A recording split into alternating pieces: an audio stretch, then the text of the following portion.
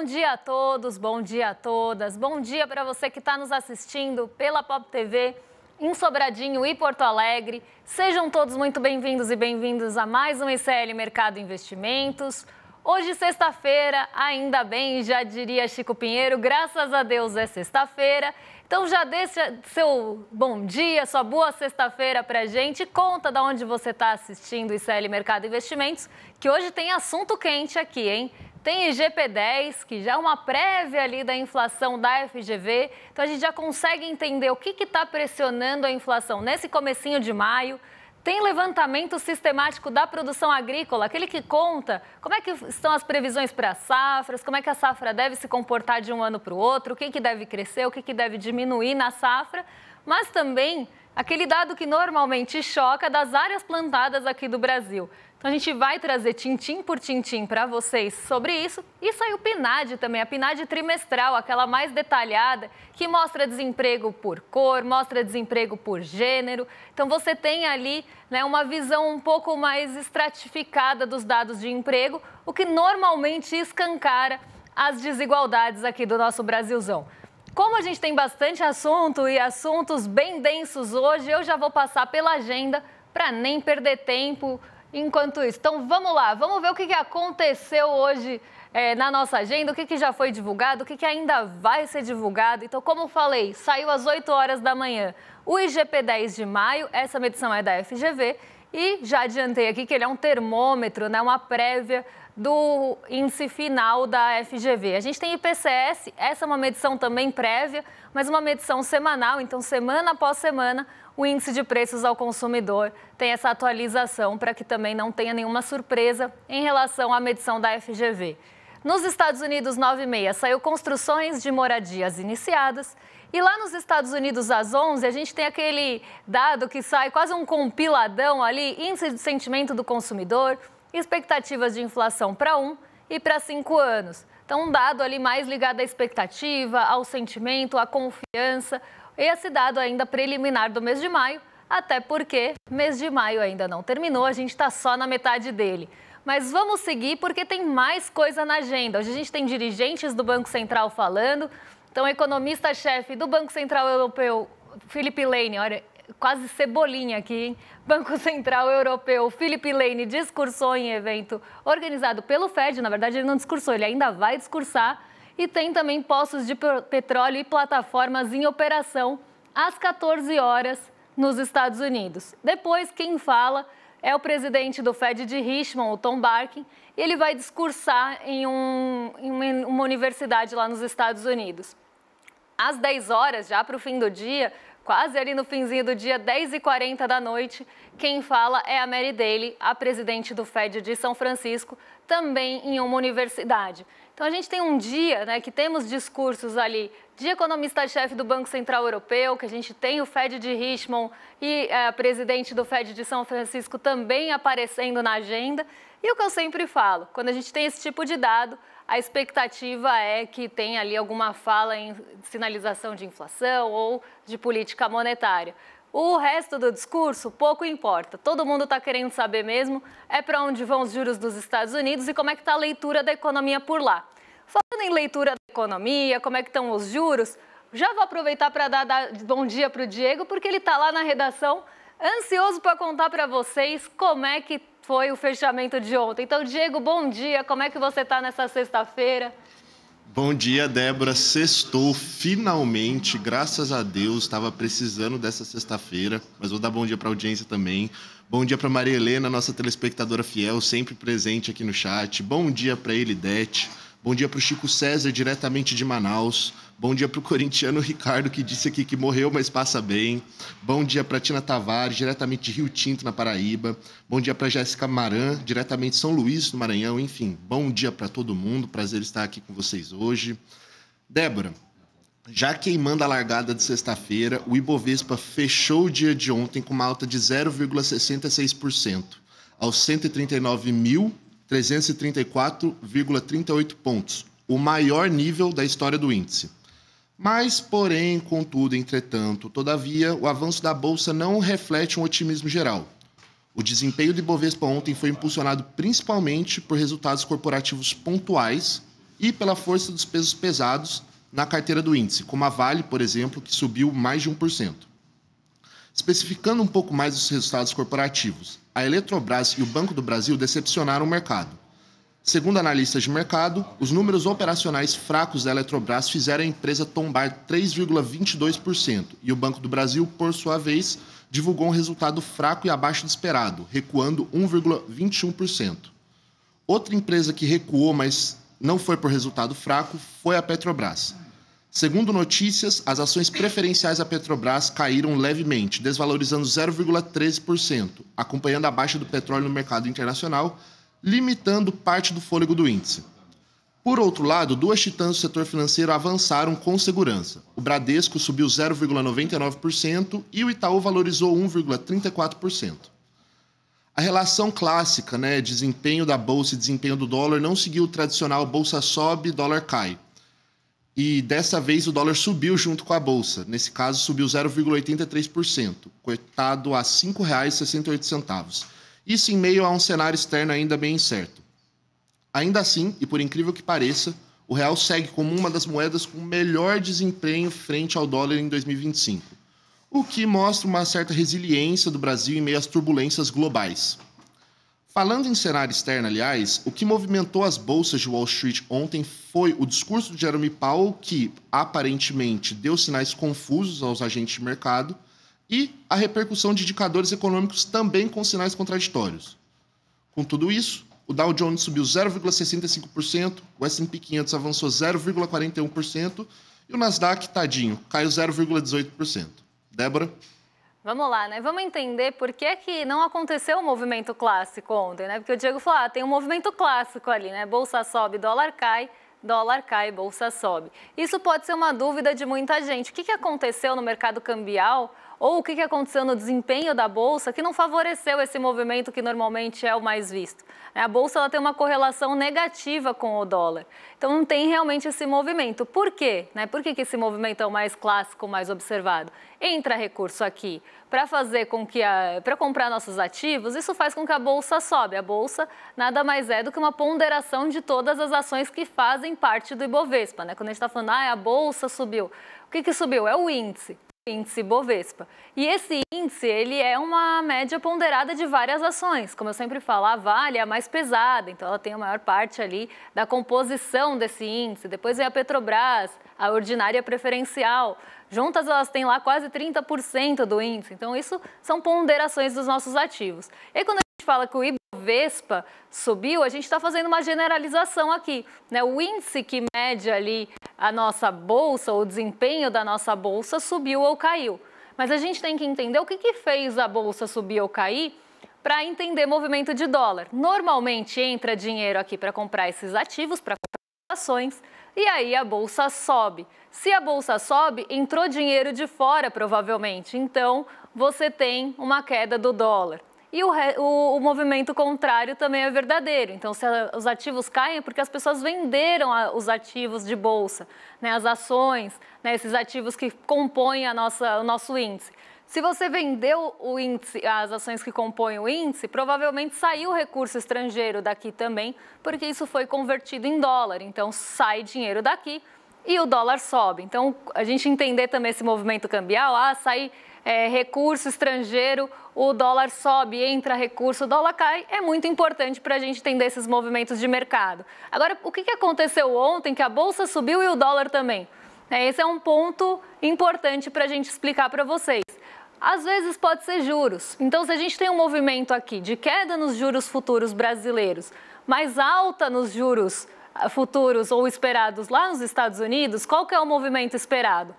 Que você tenha uma saída de recurso daqui para buscar ganho lá nos Estados Unidos. Então, você tem essa saída de recurso do nosso juros futuros ou do nosso tesouro, que seja, dos nossos ativos de risco também, para buscar ganho lá nas treasuries, nos títulos de dívida dos Estados Unidos.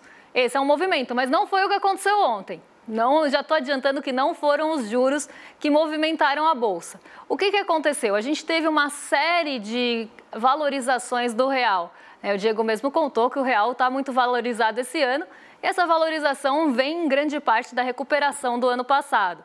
Então você tem essa recuperação do real. Só que chega um dado momento que você também atinge um patamar que você acredita que não vai ter ali, que não vai cair mais que aquilo, ou que pode ser que tenha chegado num piso. Como a gente está falando de valorização do real, o que acontece é que o dólar cai. Então, se o dólar cai a um ponto que você acha que chegou num piso, você tem a possibilidade de começar a comprar aquele dólar, porque você acha que já está barato o suficiente para você voltar a comprar aquela moeda.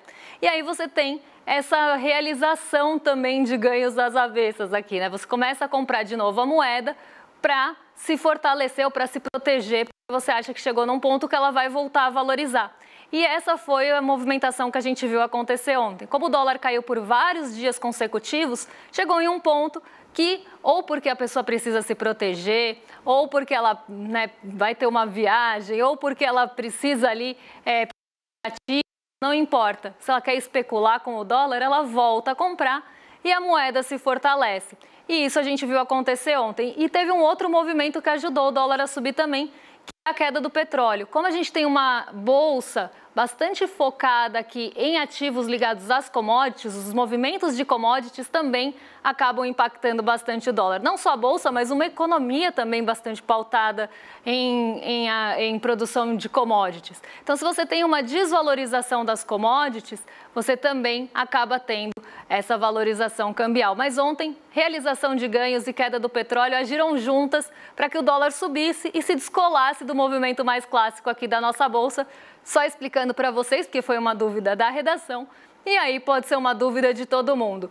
Agora, vamos falar de IGP-10, né? Vamos já pegar esse gancho para falar do IGP-10, porque é algo que mexe com o nosso bolso, então a gente falou do que mexe com a bolsa.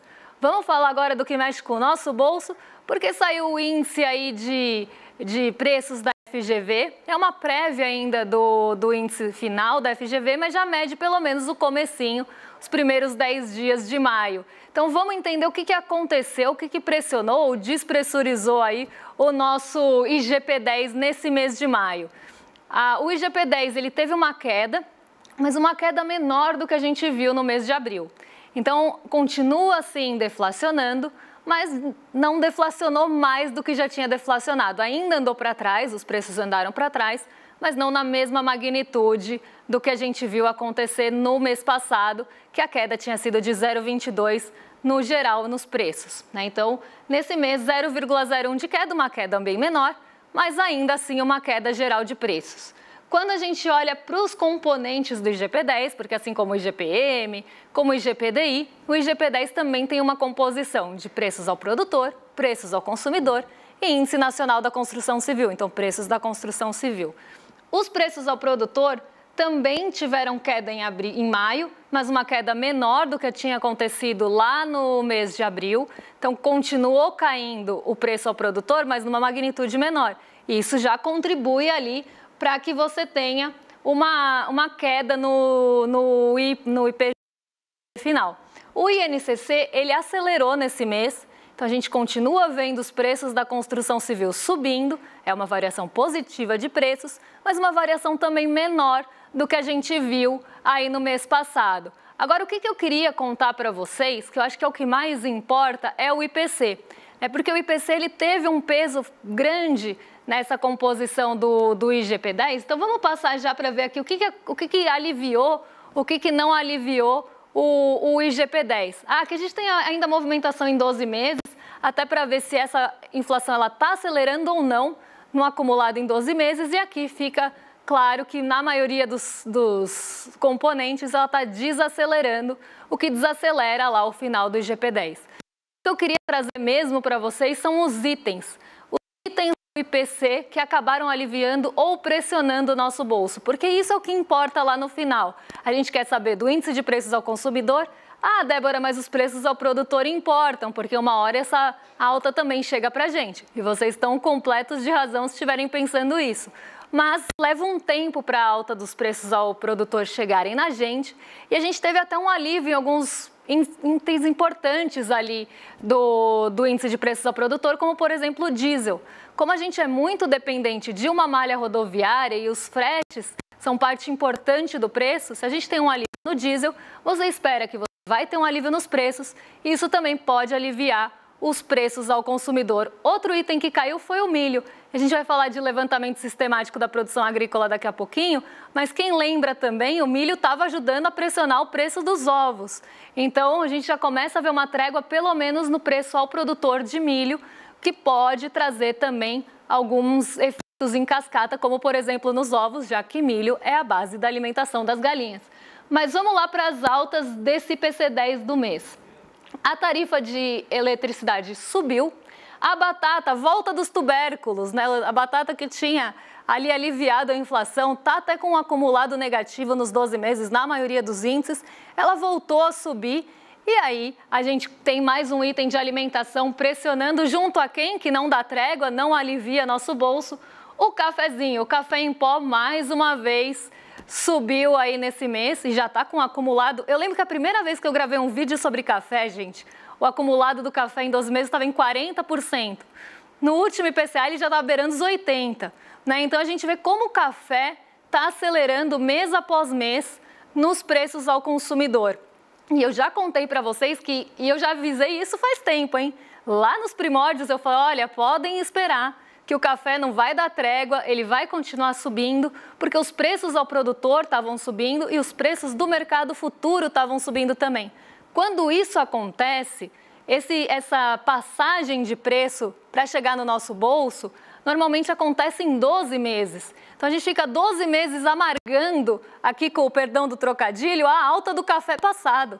Então a gente ainda vai ver esse movimento residual por algum tempo, por altas de preços ao produtor e de mercado futuro que aconteceram lá atrás.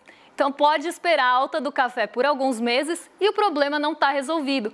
A gente continua tendo uma oferta global mais diminuída, uma oferta global também de grãos com menos qualidade e isso, claro, afeta o preço aí do café.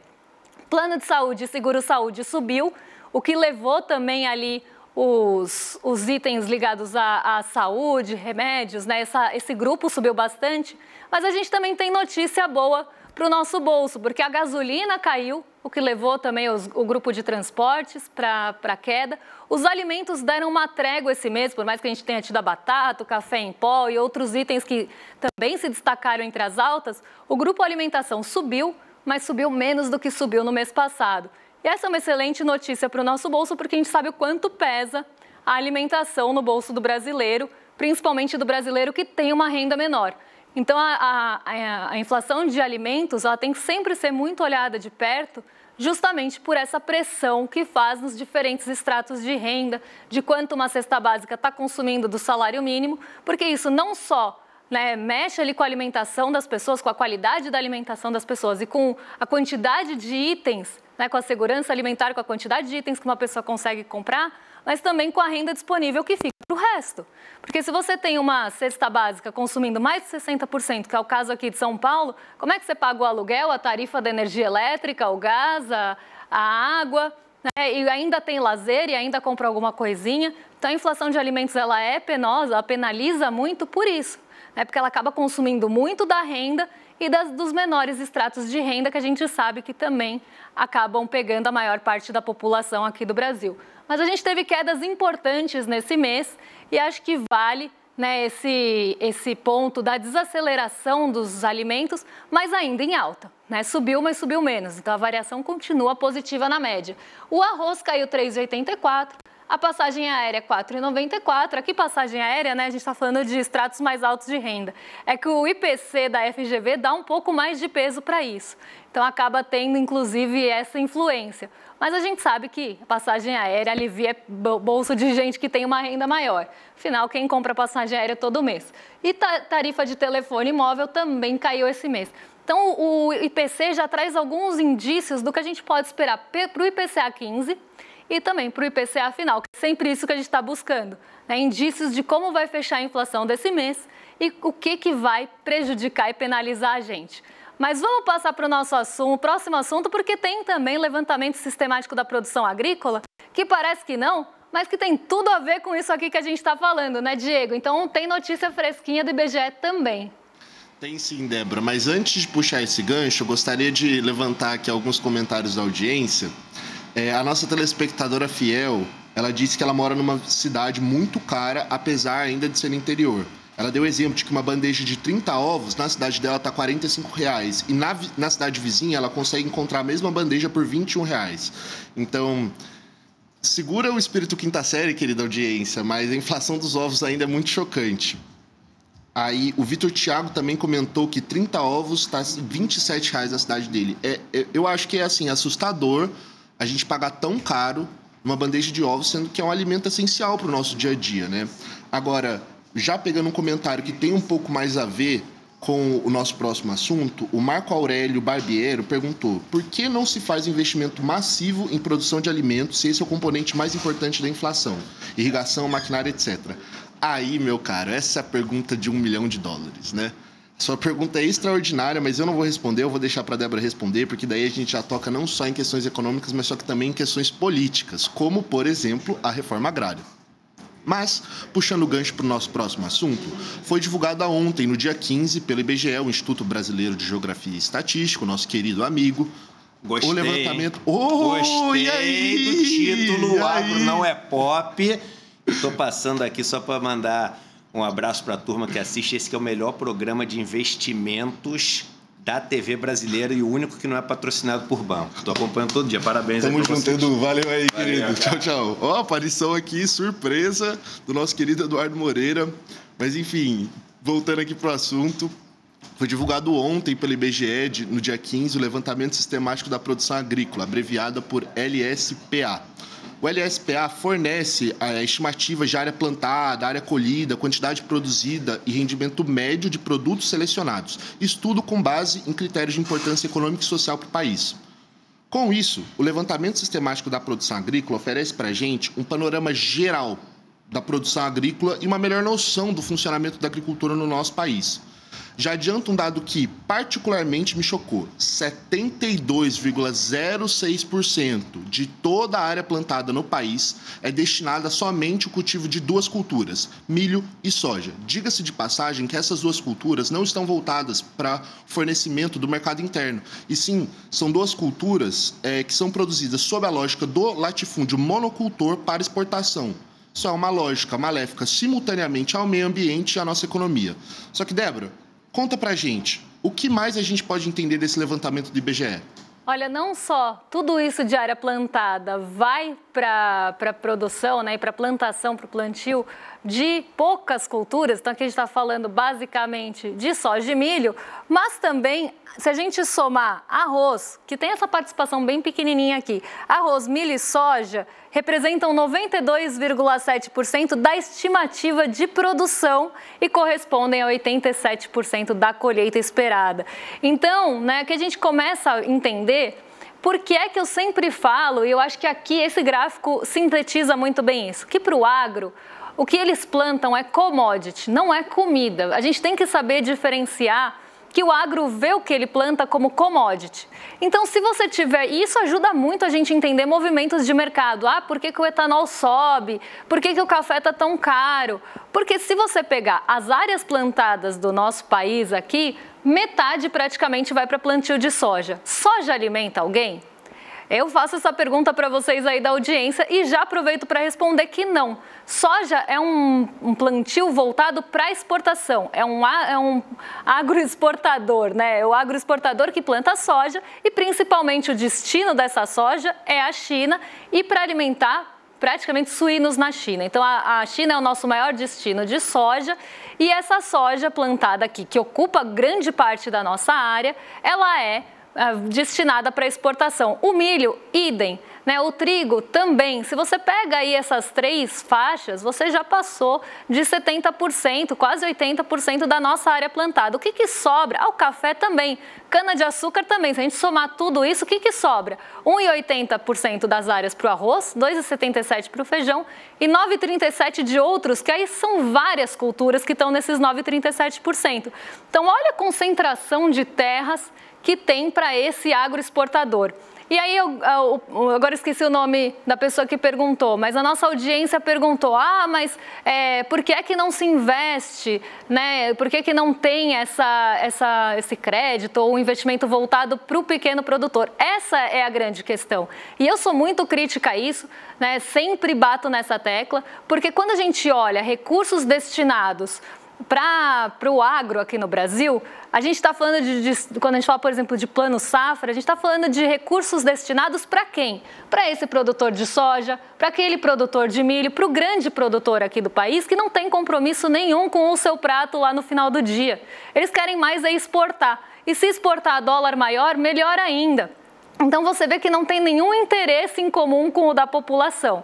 É agroexportador e é uma cultura realmente concentrada, que não só concentra terras, mas concentra poder político e poder econômico. Quando você dá mais crédito subsidiado para essas pessoas, o que você está fazendo? Você está fortalecendo o poder político, o poder econômico e essa concentração de terras. E isso vai entrar numa lógica, vai operar numa lógica de exportação.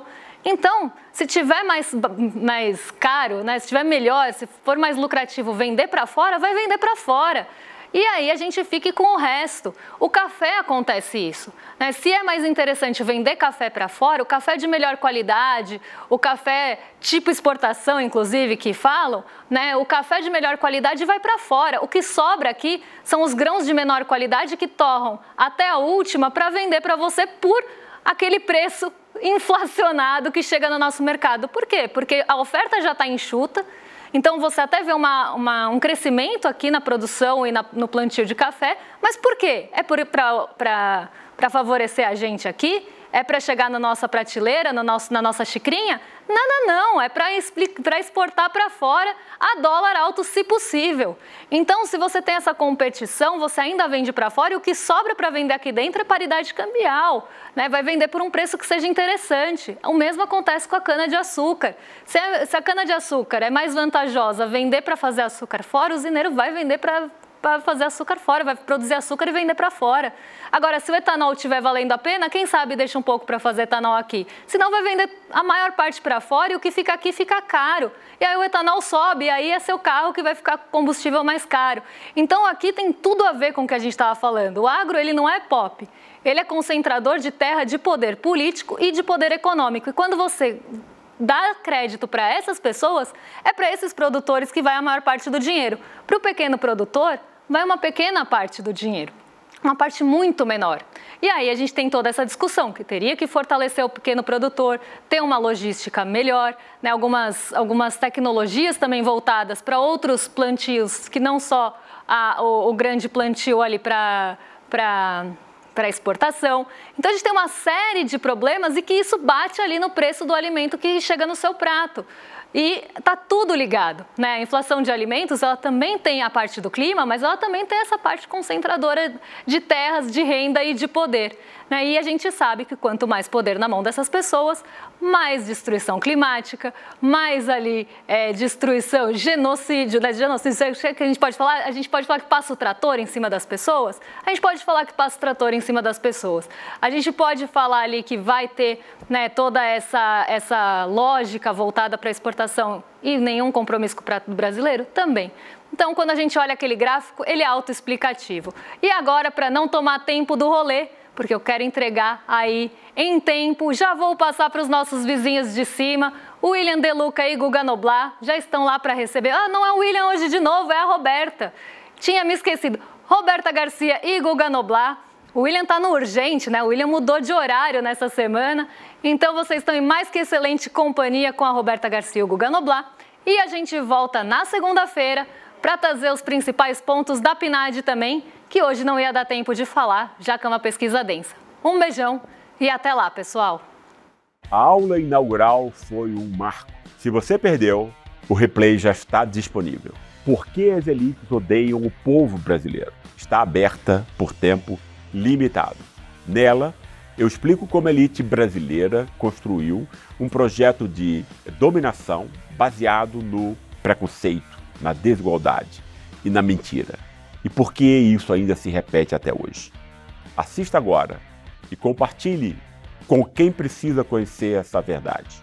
Olá, eu sou a Juliana Baroni e estou aqui para te fazer um convite. Toda terça-feira às 19 horas tem o Precisamos Conversar, um programa de debates feminino. A gente tem que ver tem que analisar. Vale tudo por qual dinheiro? Quem tem dinheiro e o que é dinheiro no país? Já foi mais ou menos uma cama. Aqui no Instituto Conhecimento Liberta e também nos canais do Eduardo Moreira. Então, você não pode perder. Um beijo, até lá!